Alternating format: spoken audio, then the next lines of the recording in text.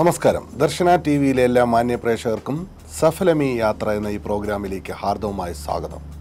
ഞാനിന്ന് അജ്മാനിലാണ്. അജ്മാനിലെ ഒരു വലിയ ഇൻഡസ്ട്രിയൽ ഏരിയയാണ് സനയ്യ. സനയിലാണ് ഞാൻ നിൽക്കുന്നത്. ഇന്ന് ഞാൻ നിങ്ങളുടെ മുമ്പിൽ അഭിമാനപൂർവ്വം പരിചയപ്പെടുത്തുവാൻ പോകുന്ന ഇന്നത്തെ ഞങ്ങളുടെ അതിഥി കേരളത്തിൻ്റെ സാംസ്കാരിക ജില്ല എന്നറിയപ്പെടുന്ന തൃശ്ശൂരിനടുത്തുള്ള രാമവർമ്മപുരത്ത് ഒരു കർഷകൻ്റെ മകനായി ജനിച്ച് കേന്ദ്ര സർവീസിൽ ഉദ്യോഗം ലഭിച്ച അദ്ദേഹം ഇന്ന് മിഡിൽ ഈസ്റ്റിൽ അറിയപ്പെടുന്ന ഒരു നല്ല വ്യവസായിയാണ്. അദ്ദേഹത്തെയാണ് ഞാൻ ഇന്ന് നിങ്ങളുടെ മുമ്പിൽ പരിചയപ്പെടുത്തുവാൻ പോകുന്നത്. Shri CD Thomas, Pan East Fisheries LLCയുടെ മാനേജിംഗ് ഡയറക്ടറാണ്. അദ്ദേഹത്തെ ഈ പ്രോഗ്രാമിലേക്ക് ഞാൻ ഹാർദവമായി സ്വാഗതം ചെയ്യുന്നു. നമസ്കാരം സർ. നമസ്കാരം.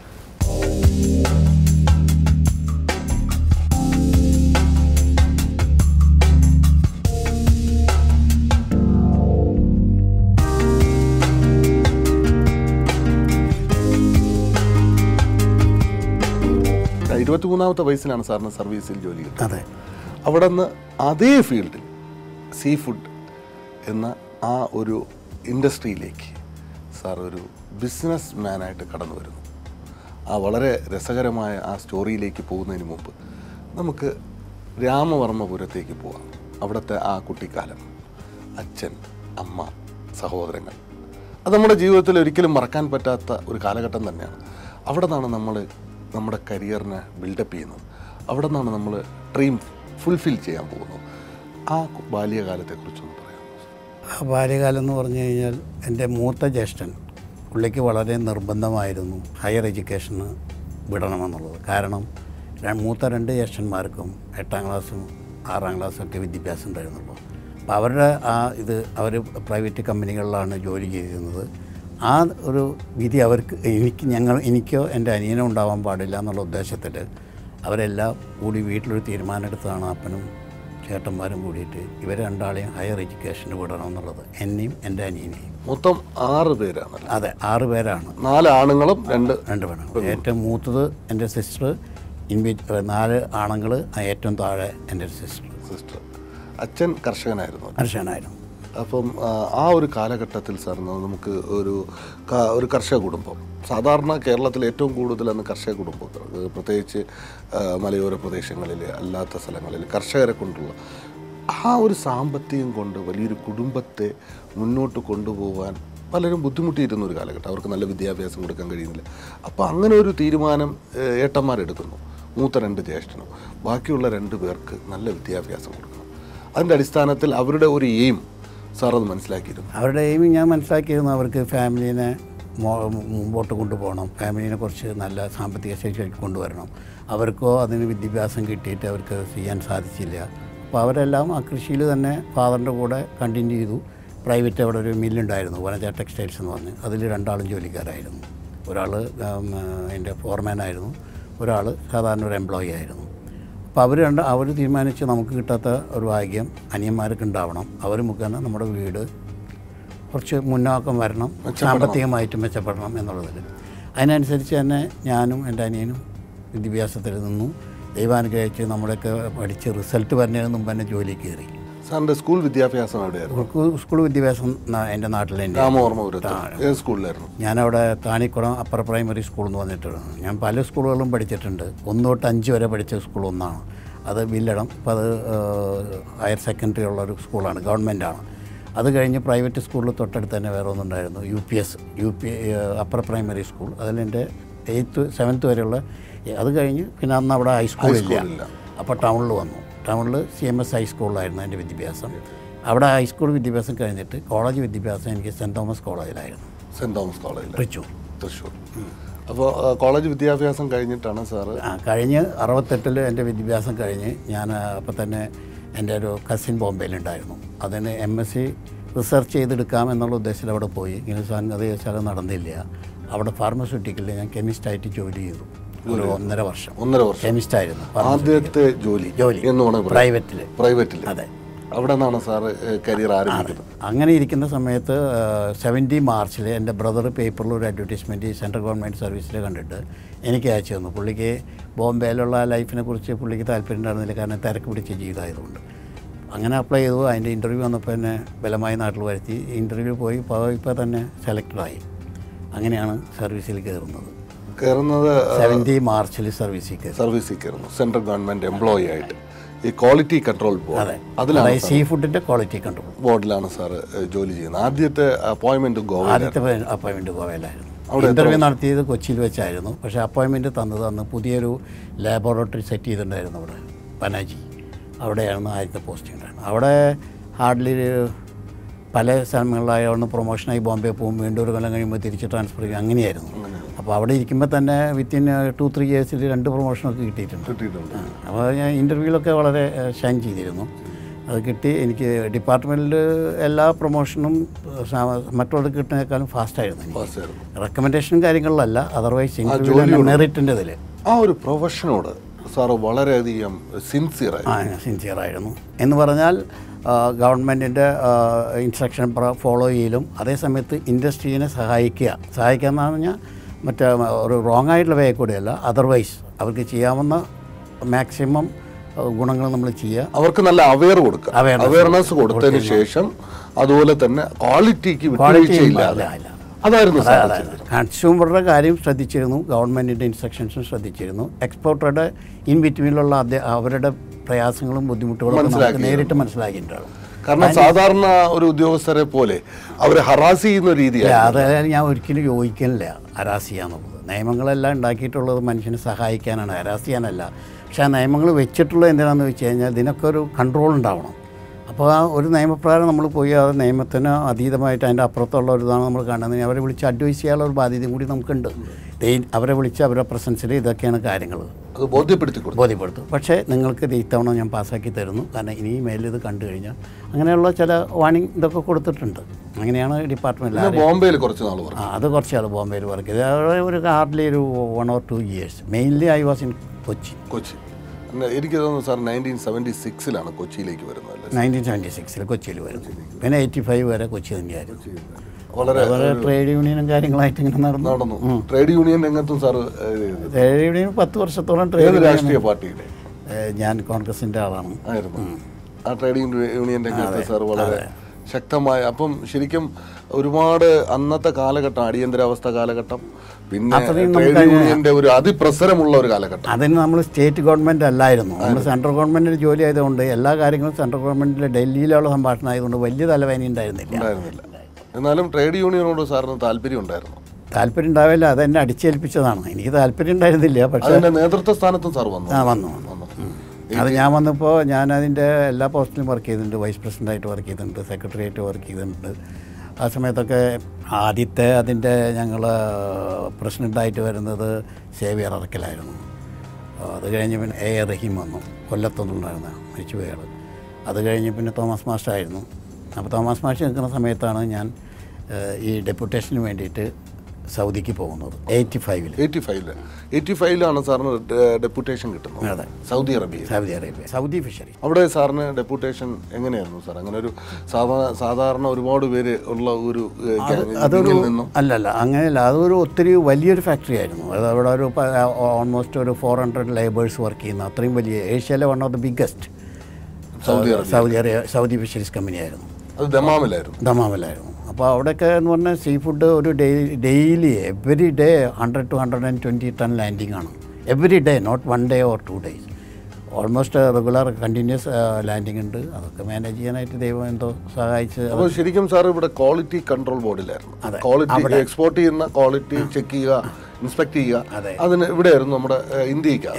അവിടെ എന്തായിരുന്നു? അവിടെയും അതിൻ്റെ ആദ്യത്തെ സ്റ്റേജിൽ എനിക്ക് ആ പോസ്റ്റ് തന്നെയാണ് കിട്ടിയത്, ക്വാളിറ്റി. അത് കഴിഞ്ഞപ്പോൾ മാനേജ്മെൻറ്റിന് ഒരു 5 കൊല്ലം കഴിഞ്ഞ് ഞാൻ കുവൈറ്റ് വാർ കഴിഞ്ഞ് തിരിച്ച് ഡിപ്പാർട്ട്മെൻറ്റിൽ ജോയിൻ ചെയ്ത് വീണ്ടും 91 സൗദി വരിക. ആ റീജോയിൻ ചെയ്യുന്ന സമയത്ത് എൻ്റെ അതിൻ്റെ പ്രീവിയസ് റെക്കോർഡ്സൊക്കെ നോക്കിയപ്പോൾ അവരെ സംബന്ധിച്ചിടത്തോളം അവർക്ക് തോന്നി, അതായത് ഞാൻ കുറച്ച് പ്രൊഡക്ഷനിലാണ് എൻ്റെ കഴിവ്, കുറച്ചും കൂടി കൂടുതൽ ഉപയോഗിക്കാൻ പറ്റും, ആ പ്രൊഡക്ഷന് പറ്റിയ ആളാണെന്ന് ഉള്ള ലെവലിലാണ് എന്നെ പിന്നെ പ്രൊഡക്ഷൻ്റെ ചാർജാക്കിയത്. അത് 5 വർഷം പ്രൊഡക്ഷൻ്റെ ചാർജിൻ്റെ ആയിരുന്നു. അപ്പം അങ്ങനെ വന്നു കഴിഞ്ഞപ്പോൾ എനിക്ക് ഈ സീ ഫുഡ് ഇൻഡസ്ട്രിയിലുള്ള A to Z എന്നുള്ള എക്സ്പീരിയൻസ് ആയി കഴിഞ്ഞു. കാരണം ക്വാളിറ്റിയെ കുറിച്ച് മനസ്സിലാക്കി, പ്രൊഡക്ഷൻ്റെ കാര്യം. ഒരു ക്വാളിറ്റിയിൽ നിന്ന് പ്രൊഡക്ഷനിലേക്ക് പോകുമ്പോൾ വളരെ ഈസി ആയിരുന്നു അല്ലേ? കാരണം നമുക്ക് ആൾറെഡി പാക്കഡ് ആയിട്ടുള്ള കാര്യങ്ങൾ നമുക്കറിയാം, ബേസിക് നോളജ് അറിയാം. പക്ഷേ ഇനി ആ പ്രൊഡക്ഷൻ എന്താണെന്നും കൂടെ അറിഞ്ഞിരുന്നാൽ, അതായിരുന്നു സാർ 91 തൊട്ട് 95 വരെ. അവിടെ അത് വളരെ എൻജോയ് ചെയ്തു. അത് വളരെ ഞാൻ എൻജോയ് ചെയ്തു. ഞാൻ ചെയ്യുന്നതൊക്കെ 100% ഹോണസ്റ്റ് ആയിട്ടുള്ള പണിയാണ് ചെയ്തിരുന്നത്. അതുകൊണ്ടാണ് ഞാൻ പോയിട്ടും വീണ്ടും അവർ എന്നെ തിരിച്ചു വരുത്തിയത്. 95 സാറ് വീണ്ടും തിരിച്ച് ഇന്ത്യയിലേക്ക് വരുന്നു. 95 സൗദിയിൽ നിന്ന്. അത് 95 വന്നതില്ല. 95 ഞാൻ പോയില്ല. ഞാൻ അവിടെ നിന്ന് വോളണ്ടറി റിട്ടയർമെൻ്റ് എടുത്ത് പിരിയുകയും ചെയ്തത്. അങ്ങോട്ട് പോയില്ല. ഡിപ്പാർട്ട്മെൻറ്റിൽ ചെന്ന് ജോയിൻ ചെയ്ത് പിരിഞ്ഞില്ല. ഞാൻ റെസിഗ്നേഷൻ ലെറ്റർ അയച്ചു കൊടുക്കുകയും ചെയ്തത്. അതവർ അക്സെപ്റ്റ് ചെയ്തു. അപ്പോൾ അങ്ങനെ സർവീസ് മാറി. ആ 95 ആഗസ്റ്റ് ഏതോ മാസമായിരുന്നത്. ഈ ഒമാനിൽ പോയിട്ടൊരു 3 മാസം. അപ്പോഴത്തേക്കും സൗദിയിൽ നിന്ന് റിസൈൻ ചെയ്തിട്ടാണ് സാർ? സൗദി റിസൈൻ ചെയ്തു. അല്ല, അവിടേക്ക് സർവീസിൽ നിന്ന് റിസൈൻ ചെയ്തതിന് ശേഷമാണ് സൗദി വിശേഷത്തിൽ നിന്ന് റിസൈൻ ചെയ്തു. അപ്പോൾ അങ്ങനെ ഞാൻ തീരുമാനം എടുത്തു. അങ്ങനെ അവിടെ നിന്ന് റിസൈൻ ചെയ്ത് സാർ ഒമാനിലേക്ക് മസ്കറ്റിൽ ബിസിനസ് ചെയ്യാം. മസ്കറ്റിൽ അന്നത്തെ സാധ്യതകൾ സാർ സ്റ്റഡി ചെയ്തിട്ടുണ്ട്. കാരണം ഇവിടെ മിഡിൽ ഈസ്റ്റിലെ ഏറ്റവും കൂടുതൽ സീ ഫുഡ് വരുന്നത് മസ്കറ്റിൽ നിന്നാണ് ഒറിജിൻ. മസ്കറ്റ് മാത്രമേ ഇവിടെ, ഒമാനിൽ മാത്രമേ മീനുള്ളൂ. മറ്റുള്ള ഗൾഫ് കൺട്രീസിലൊന്നും മീനില്ല. എല്ലാ മിഡിൽ ഈസ്റ്റിലും ഫ്രഷ് ഫിഷ് ഫീഡ് ചെയ്യുന്നത് ഒമാനിൽ നിന്നാണ്. ഒമാനിൽ അതിന് നല്ലൊരു പൊട്ടൻഷ്യൽ ഉണ്ടെന്ന് എനിക്കറിയാം. മനസ്സിലായി? അവിടെ നിന്നാണ് ഈ സൗദി ഫിഷീസൊക്കെ 100 ടണ്ണും 120 ടണ്ണും എവറി ഡേ വന്നുകൊണ്ടിരുന്നത്. അത്രയും വരുന്ന മെറ്റീരിയൽ ഓരോ ദിവസവും 120 ടൺ എന്ന് പറഞ്ഞാൽ it is not a small quantity, it's a huge quantity. അത് not a single day, every day regular landings ആണ്. അത് ആ പ്രൊഡക്ഷൻ എനിക്ക് മാനേജ് ചെയ്യാന്നുണ്ടെങ്കിൽ ഞാൻ ഒറ്റയ്ക്ക് ഒരു ചെറിയ ബിസിനസ് ഒരു 2 ടണ്ണോ 3 ടണ്ണോ എടുത്ത് ദിവസം ചെയ്യാന്നുണ്ടെങ്കിൽ ഇറ്റ്സ് നത്തിങ് ഫോർ മീ. അതുപോലെ തന്നെ ഒരു ഇൻ്റർനാഷണൽ ക്വാളിറ്റിയും ഇൻ്റർനാഷണൽ ഒരു പ്രൊഡക്ഷനും സാറ് ഒരുപാട് എക്സ്പീരിയൻസ് എനിക്ക് ഒത്തിരി ജീവിതത്തിൽ വലിയ ടേണിംഗ് പോയിന്റ് ആണ്. എനിക്ക് ഒത്തിരി ഈ ബിസിനസ്സിലേക്ക് ഹെൽപ്പ് ചെയ്തിട്ടുണ്ട്. അങ്ങനെ ഒമാനിൽ സാർ ബിസിനസ് ചെയ്തില്ല? ഒമാനിൽ ചെയ്തില്ല. അവിടെ ചെയ്യാനുള്ള എല്ലാ ബേസിക് വർക്കുകളും ഞാൻ നടത്തി. അപ്പോൾ അതിൽ ഞാനുണ്ടായിരുന്നു. എനിക്ക് പാർട്ട്ണറായിട്ടൊരു ആളും കൂടി ചേരാമെന്ന് പറഞ്ഞിരുന്നു. ഒരു പക്ഷേ നിങ്ങളറിയുമെന്ന് എനിക്കറിയില്ല. ബാബു സി ജോർജ് എന്ന് പറഞ്ഞിട്ട് ഇവിടെ എറണാകുളത്ത് ഹാർബർ വ്യൂ ഹോട്ടലുണ്ട്, ഷിപ്പ് യാർഡിൻ്റെ അവിടെ. ഓക്കെ അറിയാം. അപ്പോൾ പുള്ളിയും ഞാനും കൂടി ഒരു ലോക്കൽ അവിടുത്തെ ഒമാനിയും കൂടി തുടങ്ങാമെന്നുള്ള ഉദ്ദേശത്തിലാണ് അവിടെ ചെന്നത്. അതിനുള്ള ബേസിക് വർക്കൊക്കെ നടത്തിയിട്ട് ഞാനൊരു 2 months അവിടെ നിന്ന് എല്ലാ നാട്ടിലേക്കൊന്ന് പോയി. ഈ ലോക്കൽ പേഴ്സൺ അവിടെ നിന്ന് എന്നെ വിളിച്ചിട്ട് പറഞ്ഞു, അയാൾക്ക് അതിൽ ഇൻവെസ്റ്റ് ചെയ്യാൻ ഇൻട്രസ്റ്റ് ഇല്ല, നമ്മൾ രണ്ടാളും കൂടി വേണമെങ്കിൽ ഇൻവെസ്റ്റ് ചെയ്തിട്ട് അയാൾ അതിൻ്റെ സ്പോൺസറായിട്ട് നിൽക്കാമെന്നുള്ള നിലപാടിലാണ് വന്നത്. അപ്പോൾ അതിന് ബാബു സി ജോർജിന് ഇൻട്രസ്റ്റ് ഉണ്ടായിരുന്നില്ല. ഞാനും അതിൽ വലിയ ഇൻട്രസ്റ്റ് അപ്പോൾ എടുക്കാൻ പോയില്ല. അങ്ങനെ നിൽക്കുന്ന അത് വേണ്ടാന്ന് വെച്ച് നിൽക്കുന്ന സമയത്താണ് ഞാൻ ഇങ്ങോട്ട് വരാനുള്ളൊരു ഓഫർ എനിക്ക് വരുന്നത്, യു എയിലേക്ക്. ഞാൻ അതുവരെ യു എ വന്നിട്ടുണ്ട്. കാരണം സൗദി ഫിഷീസിൽ ജോലി ചെയ്തുകൊണ്ടിരിക്കുന്ന കാലത്ത് സൗദി ഫിഷീസ് പല പർച്ചേസുകളും നടത്തുമ്പോൾ എന്നെ അതിന് വിടാറുണ്ട്. ഇവിടെ എൻ്റെ ക്വാളിറ്റി ഭാഗമായിട്ട് യു എയിൽ വന്നിട്ടുണ്ട്. അതർവൈസ് ഒരു മറ്റുള്ള വേറെ ഒന്നുമില്ല, വരിക പണി ചെയ്യുക, അടുത്ത ഫ്ലൈറ്റിന് തിരിച്ച് സൗദിക്ക് പോവാം. അങ്ങനെ ഇത് വിട്ടിട്ട് പിന്നെ ഞാൻ അപ്പോൾ പോയില്ലേ, തിരിച്ചു പോയില്ല ഒമാനിലേക്ക്. അങ്ങനെ ഇരിക്കുന്ന സമയത്താണ് എൻ്റെ 2 ഫ്രണ്ട്സ് ഇവിടെ ഉണ്ട്. ഒന്ന് അശോക് പത്മൻ എന്ന് പറയും, ഒന്ന് അപ്പാബ് ഇബ്രാഹിം. അങ്ങനെ അവർ രണ്ടാളും കൂടി ഇവിടെ ഒരു തീരുമാനം എടുക്കുകയാണ്, എന്നെ വിളിച്ച് വരുത്തിയിട്ട് ഇവിടെ ഒരു ട്രേഡിങ് തുടങ്ങാം 3 ആൾക്കും കൂടിയിട്ട് എന്നുള്ളതിലാണ് എന്നെ ഇങ്ങോട്ട് വരുത്തുന്നത്. അങ്ങനെ ഞാൻ ഇവിടെ വന്നു, തീരുമാനം എടുത്തു ചെയ്യാമെന്ന്. പിന്നെ ഞാൻ തിരിച്ചു പോയി ആപ്ലിക്കേഷൻ ലൈസൻസ് എടുത്തൊരു ഓഫീസ് എടുത്ത് സ്റ്റാർട്ട് ചെയ്തു ബിസിനസ്. ട്രേഡിംഗ് ആയിട്ടാണ് സ്റ്റാർട്ട് ചെയ്തത്. ട്രേഡിംഗ് ഇതായിരുന്നു. അതിൽ ആദ്യം ചെയ്ത ട്രേഡ് എന്ന് പറയുന്നത് ഒരു ഷിപ്പിലോട് ഫിഷ് ഇവിടെ വന്നു അംദിയ പോർട്ടിൽ. അതൊരു 100-120 ടൺ ഉണ്ടായിരുന്നു. എവിടെ നിന്നാണ് വന്നത്? അത് ഓഫ് ഷോർ ഫിഷിംഗ് വെസലായിരുന്നു. അതിവിടെ വന്ന് പരിചയമുള്ളൊരു സൗദിക്കാരൻ്റെ ആയിരുന്നു. സൗദിക്കാരൻ വന്ന് അന്ന് അപ്താവിനെ ആയിട്ട് കോൺടാക്ട് ചെയ്തു. അപ്പോൾ അപ്താവിനെ അന്ന് ഫീൽഡിൽ അപ്താവ് ഈ സീ ഫുഡ് ബിസിനസ്സിൽ കുറേ കാലം അവരുടെ അൻസെസ്റ്റേഴ്സായിട്ടും സീ ഫുഡിലുണ്ട്. അങ്ങനെ അപ്താവിനെ കോൺടാക്ട് ചെയ്തു. അപ്പോൾ അപ്താവ് എന്നെ വിളിച്ചിട്ട് പറഞ്ഞു, ഇങ്ങനെ ഒരു ഇതുണ്ട്, CDക്ക് ധൈര്യം ഉണ്ടെങ്കിൽ അതെടുക്കാം, ചെയ്യാൻ പറ്റുന്നുണ്ടെങ്കിൽ. അപ്പോൾ ഇതെല്ലാം ഈ ഓൺ ബോർഡ് വെസൽ എന്ന് പറയുമ്പോൾ ഹള്ളിലാണ്, അടിയിലാണ് സ്റ്റോറ്, അവിടെ നിന്ന് എടുക്കണം. നമ്മുടെ കയ്യിൽ ആളുമില്ല, ഒന്നുമില്ല. ഞാൻ പറഞ്ഞു എന്തായാലും നമുക്കത് മാനേജ് ചെയ്യാം, എടുക്ക്, വില വെട്ടാൻ പറഞ്ഞു. അങ്ങനെ നമ്മളൊരു വില ഫിക്സ് ചെയ്ത, സൗദിക്കാരനോട് വില ഫിക്സ് ചെയ്ത സാധനം എടുക്കുകയാണ്. ഞാൻ ഇന്ന് രാവിലെ ഇവിടുന്ന് ഒരു 2 ആളെയും 3 ആളെയും കൊണ്ട് പോകും. അവിടെ ചെന്ന് കഴിയുമ്പോൾ പോർട്ടിൽ നിന്ന് ഒരു 5-6 പാകിസ്ഥാനികളെ വിളിക്കും.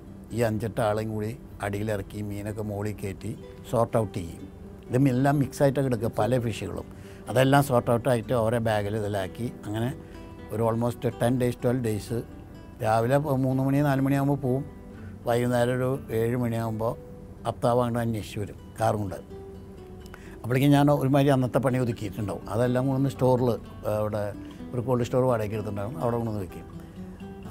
അപ്പോൾ അപ്താവും വരുമെന്ന് അഹമ്മദ് ഖാൻ എന്ന് പറഞ്ഞാൽ ഞങ്ങളൊരു ക്ലോസ് ഫ്രണ്ട് ഉണ്ട് അവിടെ, അസോസിയേഷൻ്റെ പ്രസിഡൻ്റായിട്ട് നിൽക്കുന്ന ആൾ, ഇന്ത്യൻ അസോസിയേഷൻ്റെ.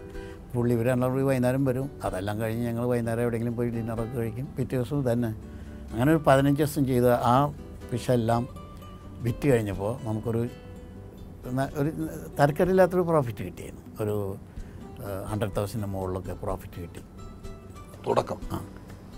അവിടുന്ന് പിന്നെ എല്ലാം ചെയ്ത ബിസിനസ്സിലൊക്കെ പ്രോഫിറ്റായിരുന്നു. അങ്ങനെ ഇടയ്ക്ക് വെച്ച് ഒരു പാർട്ണർ മാറുന്നു.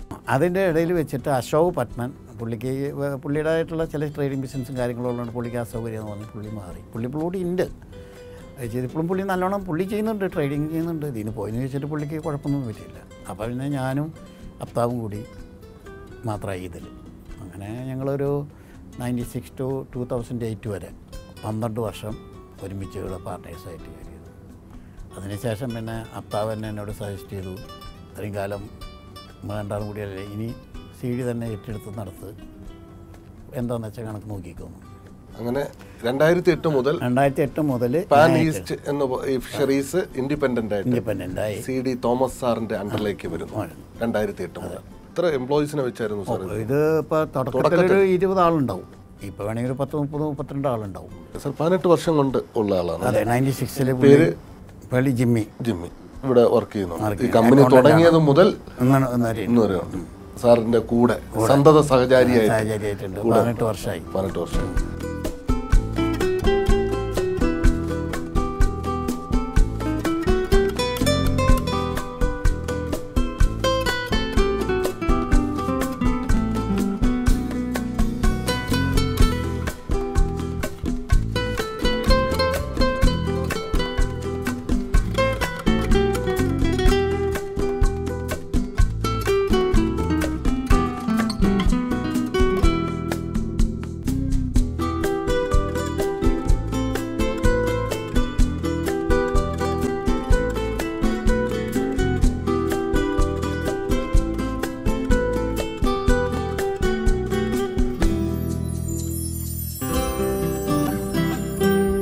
ഇന്ന് സാർ കൂടുതലും എക്സ്പോർട്ട് ചെയ്യുന്നുണ്ട്, US-ലും മിഡിൽ ഈസ്റ്റ്.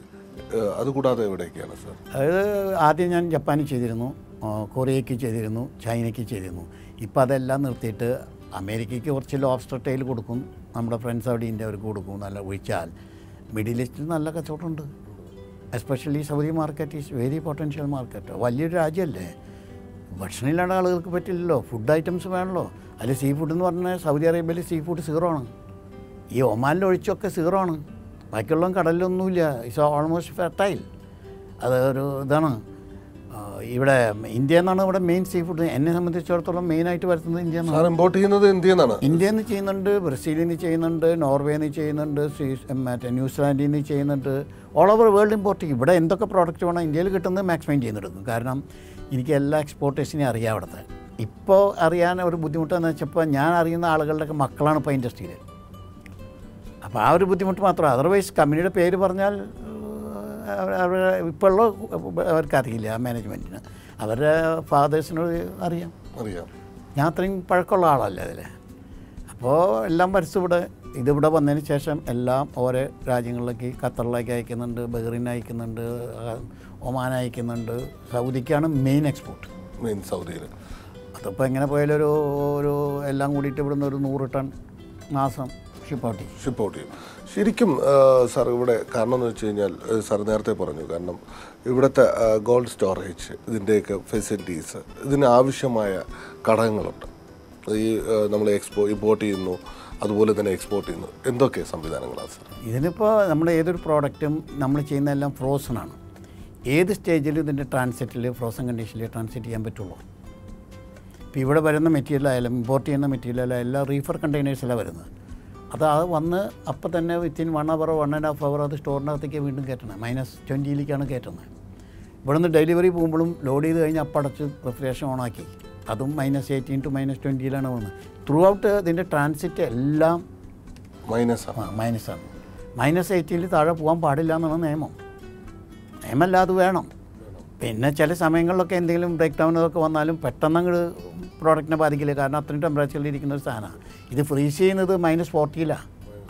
-40 ഫ്രീസ് ചെയ്താൽ അത് സ്റ്റോർ ചെയ്യുന്നത് -20ലേക്കാണ്. ശരിക്കും ടൈം ടു ഡെലിവറി എന്ന് പറയുന്നൊരു ഓപ്ഷൻ, കാരണം നമ്മുടെ കസ്റ്റമേഴ്സിന് ടൈം ടു ഓൺ ഡെലിവറി എന്ന് പറയുന്നത് കൃത്യസമയത്ത് നമ്മൾ എത്തിച്ചു കൊടുക്കണം. അതിനൊരു ഡിലേ വരാൻ പാടില്ല. അതാണ് ഏറ്റവും ഇമ്പോർട്ടൻറ്റ്. അതാണ് സാറ് ഈ ഒരു 18 വർഷമായിട്ട് ഈ ബിസിനസ് രംഗത്ത് ഒരു നല്ല ഒരു മാർക്കറ്റ് ഉണ്ടാക്കി. പാൻ ഈസ്റ്റ് ഫിഷറീസ് എന്ന് പറയുന്ന ഒരു ബ്രാൻഡാക്കി മാറ്റുവാൻ, ബിക്കോസ് കൃത്യസമയത്ത് എത്തിച്ചു കൊടുക്കുന്ന ഒരു പ്രോഡക്റ്റിന് അവർക്ക് ആവശ്യമുള്ള സമയത്ത്. അപ്പോൾ ഇതുപോലുള്ള സീ ഫുഡ് എന്ന് പറയുന്നത് ആവശ്യമുള്ളപ്പോഴാണ് വേണ്ടത്. കുറച്ച് സമയം കഴിഞ്ഞാൽ ആവശ്യം കഴിയും. അങ്ങനെയുള്ളൊരു സാഹചര്യം അങ്ങനെ ഉണ്ടാവാൻ പാടില്ലല്ലോ. നമ്മൾ കസ്റ്റമറുടെ സാറ്റിസ്ഫാക്ഷനാണ് നമ്മുടെ ബിസിനസ്. നമ്മൾ അവരുടെ സാറ്റിസ്ഫാക്ഷൻ, അവരുടെ റിക്വയർമെൻറ്റ് മീറ്റ് ചെയ്യാൻ ധൈര്യം ഉണ്ടെങ്കിലേ ഓർഡർ എടുക്കാൻ പാടുള്ളൂ. നമ്മൾ ഓർഡർ എടുത്തിട്ട് അവർക്ക് സാധനം കൊടുക്കേണ്ടായാൽ ഒരു പ്രാവശ്യം അവർ അതിന് നിൽക്കുള്ളൂ, 2 പ്രാവശ്യം they will go to another supplier. അപ്പോൾ അത് പോകാണ്ടിരിക്കണമെങ്കിൽ നമ്മൾ എടുക്കുന്ന ഓർഡർ ടൈം ഡെലിവറി ആയിരിക്കണം. അതിപ്പോൾ സൗദി ആയാലും, ഞാനിപ്പോൾ അവിടെ നിന്ന് സൗദിയിൽ നിന്ന് ഓർഡർ എടുത്ത് അവരെന്നോട് ചോദിക്കും എന്നൊക്കെ ഷിപ്പ് ചെയ്യാൻ പറ്റും. ഞാൻ പറയും ഇന്ന ഡേറ്റ് +or-2 days.